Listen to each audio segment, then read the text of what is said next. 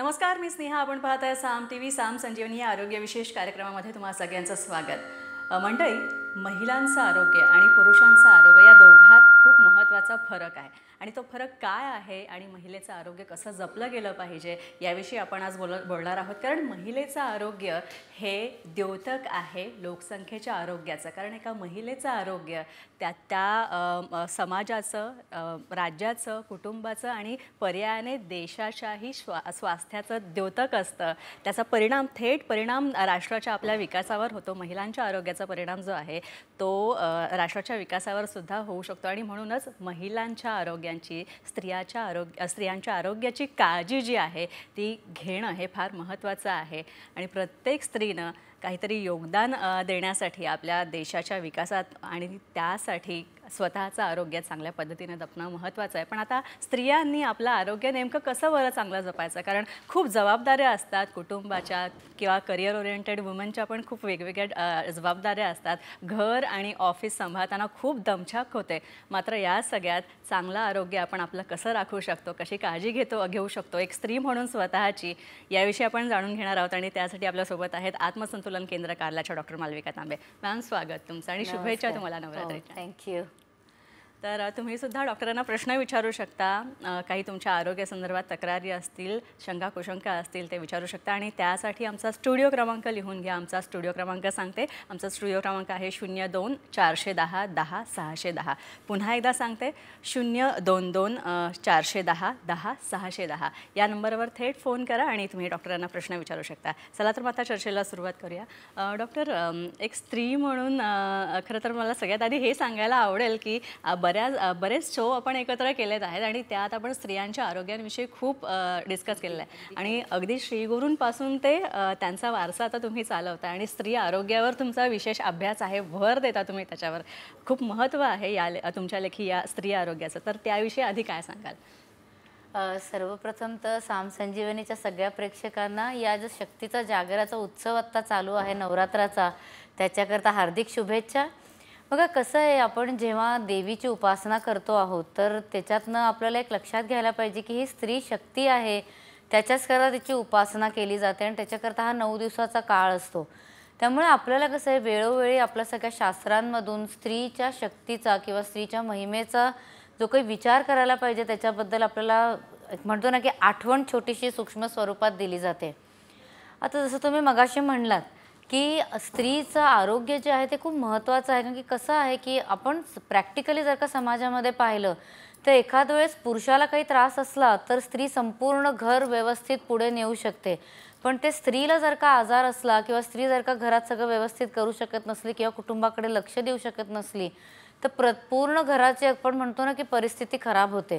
त्यामुळे स्त्री आरोग्य जपणं हे अत्यंत महत्त्वाचं आहे. आणि जेवढी स्त्री निरोगी राहील तेवढं कुटुंब व्यवस्था व्यवस्थित राहील आणि जेवढं कुटुंब व्यवस्थित राहील तेवढं समाज आणि हे देश जे आहे ते व्यवस्थित चालू शकतं.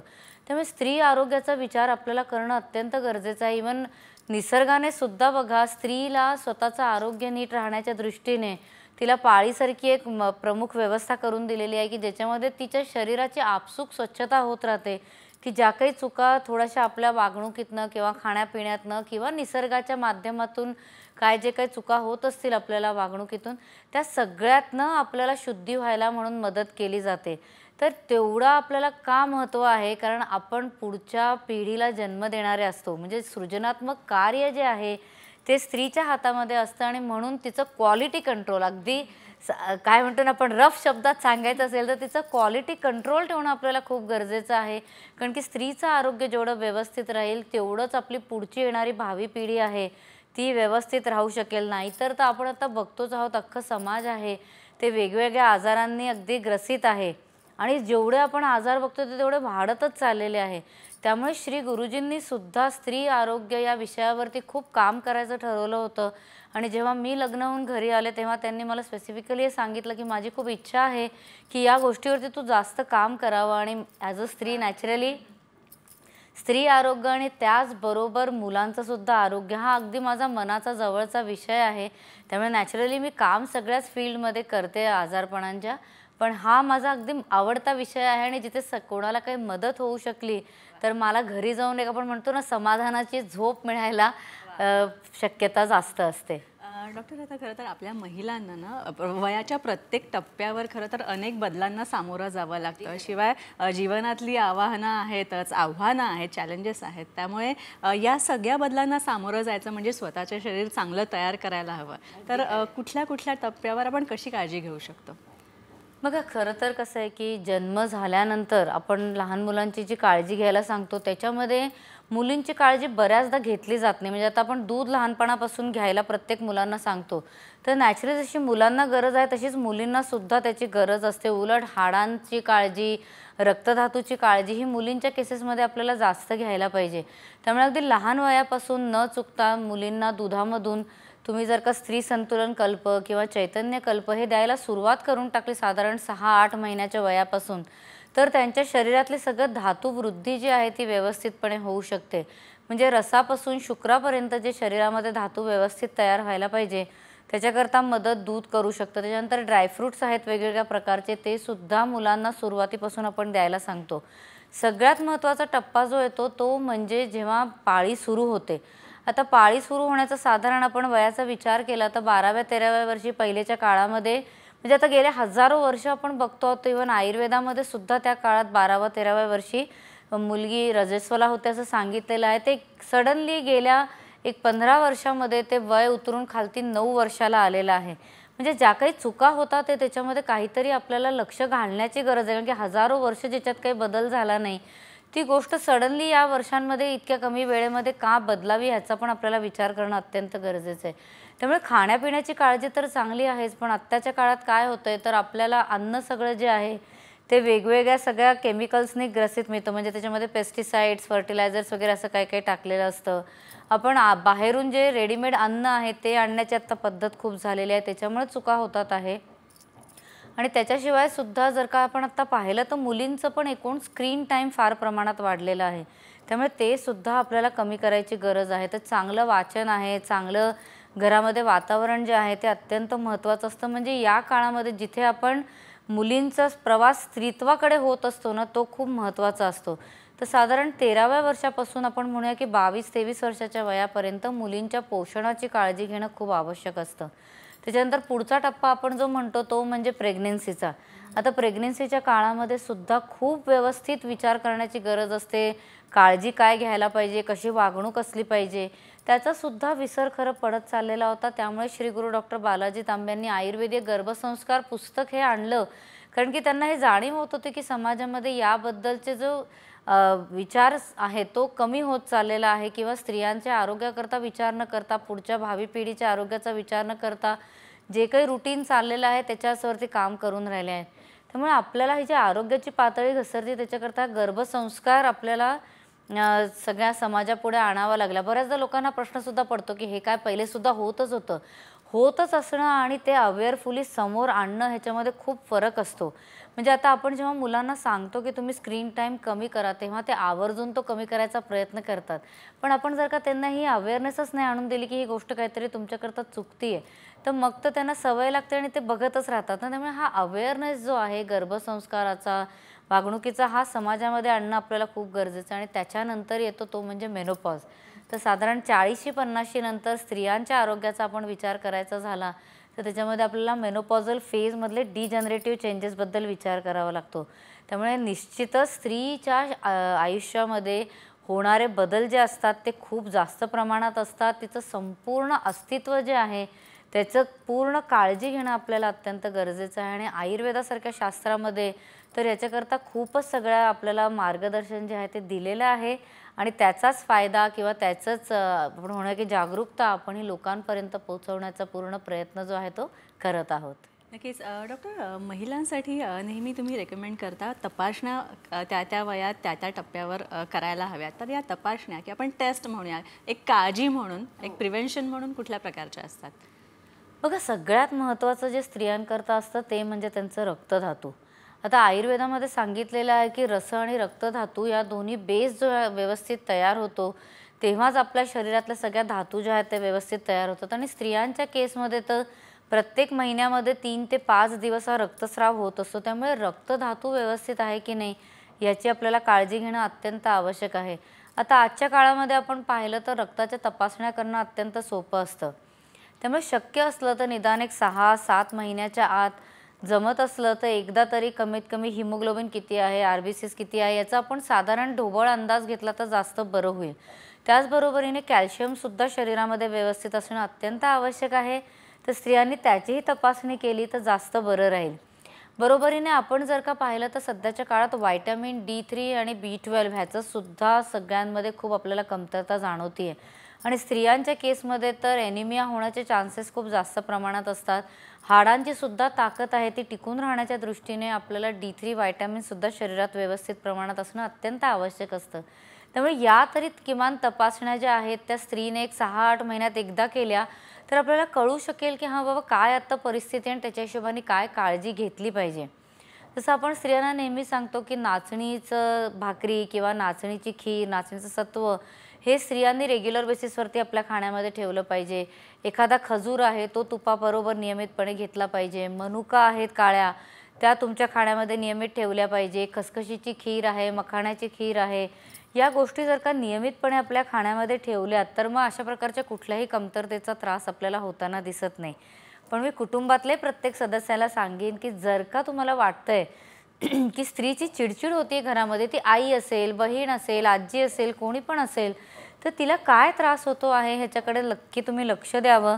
कारण की बऱ्याचदा तर स्वतःच्या अंगावरती सगळ्या गोष्टी काढतात आणि मग नंतर मोठे त्रास आपल्याला होताना दिसू लागतात. तर तशी परिस्थिती येऊ नये. आता आपण आयुर्वेदाचा जर का विचार केला तर आयुर्वेदामध्ये तर त्याच्याकरता खूप वेगवेगळ्या गोष्टी सांगितलेल्या आहेत. तर आता अशोक किंवा ॲलोएसारखी जी काही वनस्पती आहे की जी पाळी व्यवस्थित राहायला मदत करते, सगळं हॉर्मोनल बॅलन्स जो आहे तो व्यवस्थित राहायला मदत करते. अशा वेळेला आयुर्वेदामध्ये सुद्धा स्त्री संतुलनचं करता आपण फेमिनाईन बॅलन्स आसव आहे तो आपण नियमित घ्यायला सांगतो किंवा अशोक ॲलोएसासारख्या टॅबलेट्स आहेत त्या आपण नियमितपणे घ्यायला सांगतो. आणि बरोबरीने धात्री रसायन आहे, सॅनरोजसारखं रसायन आहे, हे सुद्धा नियमितपणे घेतलं, मॅरोसानसारखं रसायन आहे, हे नियमितपणे जर का घेतलं गेलं तर स्त्रीच्या आरोग्याची जी बेस आहे ती व्यवस्थित राहायला तिला मदत मिळू शकते. तर अशा प्रकारे आहाराची, रसायनाची आपण जेवढी नीट काळजी घेऊ शकू स्त्री आरोग्याकरता तेवढं जास्त महत्त्वाचं असतं. नक्कीच आपण आणखी या सगळ्या संदर्भात आणखी डॉक्टरांकडून जाणून घेणार आहोत. मात्र त्याआधी एक छोटासा ब्रेक घेऊया.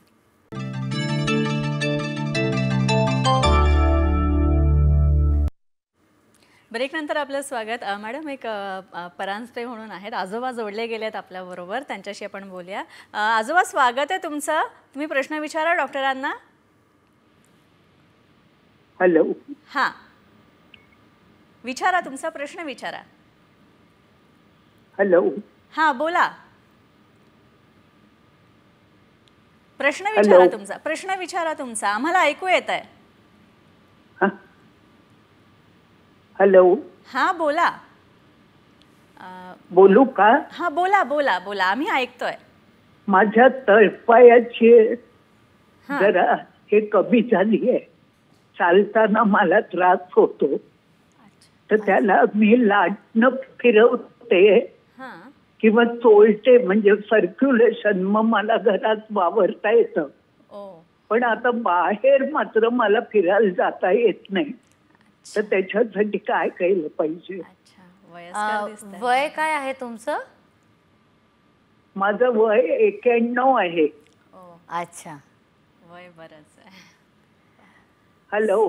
धन्यवाद आजी, तुमच्या प्रश्नाचं उत्तर आम्ही देतो. मॅम काय सांगता येईल?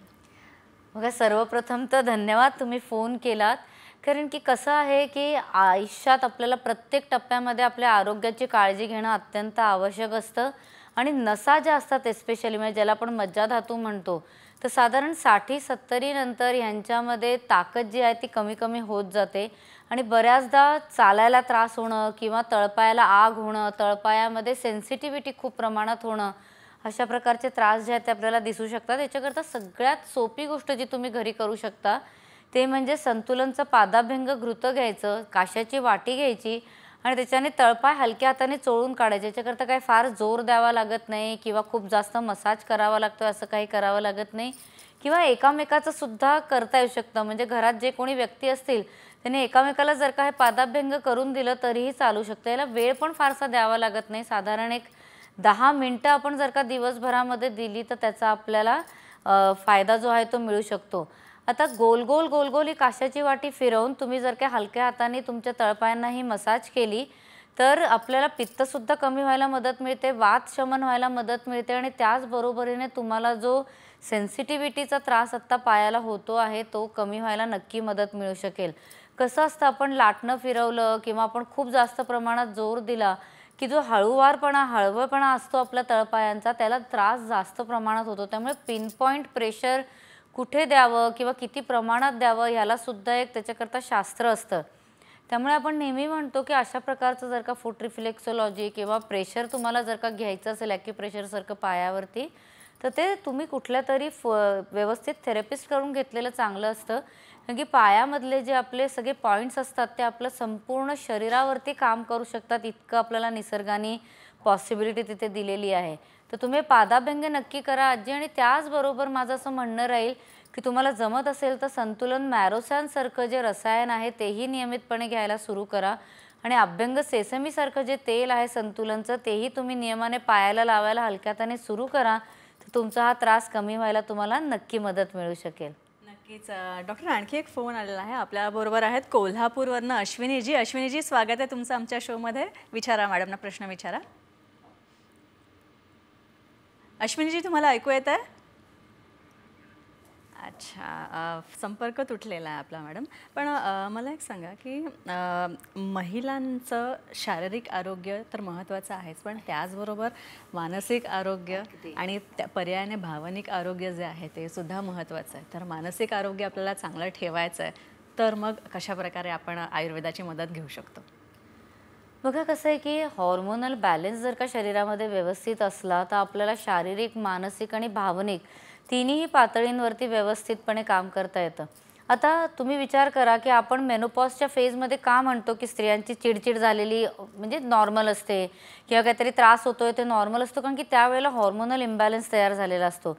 याच्याकरता सगळ्यात महत्त्वाचं आहे म्हणजे संतुलन. फेमिसॅन तेलासारख्या तेलाचा नीट वापर नियमितपणे प्रत्येक स्त्रीने केला पाहिजे, म्हणजे त्याचा आपल्याला पूर्ण वाताचा जो दोष असतो त्याच्यावरती काम करता येऊ शकतं. आणि इतर सुद्धा ज्या गोष्टी आहेत, जसं कार्यक्रम पुढे जाईल तसं आपण पूर्ण भावनात्मक कसं आपण काळजी घेऊ शकतो त्याबद्दल पण बोलूच या. एक फोन आलेला आहे मॅडम. आपल्याबरोबर आहेत धाराशिववरून आशा भोरे. आशाजी, विचारा प्रश्न. ठीक आहे. माझे फार गुडघे दुखतात. हॅलो. हां, बोला बोला. हा, माझे फार गुडघे दुखतात मॅडम आणि केस पण गळतात. आता हे तुमचं वय किती आहे? माझं वय आहे 50 आता. 52. 52. ओके. हो. बरं. तुमचा आत्ता सांगते कार्यक्रम पाहते. हां, हो. नक्कीच याचं उत्तर देतील मॅडम. नक्कीच मॅडम, नक्की. आता बघा, कसं आहे की आपल्याला खरं 50 किंवा 52 हे वय नाही गुडघे दुखायचं, त्यामुळे ह्याच्यावरती काम लगेचच करायला पाहिजे. आपण म्हटलं साधारण 65-70 नंतर गुडघे दुखले तर ठीक असतं, पण अदरवाईज आत्ता तर तुम्ही व्यवस्थित काळजी लगेच घ्यायला सुरू करा. एक तर न चुकता रोज गुडघ्यांना तुमच्या संतुलन शांती तेलासारखं जे तेल आहे ते नियमितपणे लावायला सुरू करा. या वयामध्ये ऑलरेडी कोरडेपणा जर का गुडघ्यांमध्ये दिसतो आहे तर शांती तेलाबरोबरच संतुलन रोज ब्युटी तेल आहे तेही दिवसातनं एकदा तुम्ही लावायला सुरुवात केली तर त्याचा जास्त फायदा मिळेल. बरोबरीने धात्री रसायनसारखं एखादं रसायन, मॅरोसॅनसारखं रसायन, हेही संतुलनचे रसायन तुम्ही जर का नियमितपणे घ्यायला सुरू केलं तर त्याचाही तुम्हाला फायदा मिळू शकेल. एकूणच हाडांचं आरोग्य नीट राहण्याच्या दृष्टीने संतुलन प्रशांत चूर्णासारखं जे चूर्ण आहे तेही तुम्ही नियमितपणे घ्यायला सुरू केलं तर त्याचाही तुम्हाला फायदा जो आहे तो नक्की मिळू शकेल. आणि मुख्य म्हणजे आत्ता हा जो काही काळाचा बदल होतोय, म्हणजे आपलं वय बदलतंय, त्याच्यामध्ये तुम्हाला संतुलन पंचकर्म करून एस्पेशली गुडघ्यांकरता, हाडांकरता स्पेशल थेरपीज असतात, बस्तीज असतात, लेप वगैरे सारख्या, तर त्या सगळ्या तुम्ही लगेच करून घ्याव्या. म्हणजे पुढचे हे जे काही आपण म्हणूया की मिनिमम 40 वर्ष तरी आयुष्याची उरलेली आहेत, त्याच्यामध्ये सगळं काम जे आहे शरीराचं ते व्यवस्थितरित्या चालू शकेल. यानंतर नितीनजी आहेत आपल्याबरोबर. नितीनजी, कुठून बोलता तुम्ही आणि प्रश्न विचारा तुमचा. नितीनजी, प्रश्न विचारा. हॅलो. हां, बोला. हां, मी नितीन कामत पुण्याहून बोलतोय. बोला. मला एक प्रश्न विचारला होता हं, की तुम्ही जे सांगितलं ॲक्युप्रेशरचं तेलं वगैरे वापरायची, हं. तर ती तेलं वापरायची तर पुण्यामध्ये कुठे तेलं मिळतात का आणि पुण्यामध्ये कुठे तुमचं सेंटर आहे का?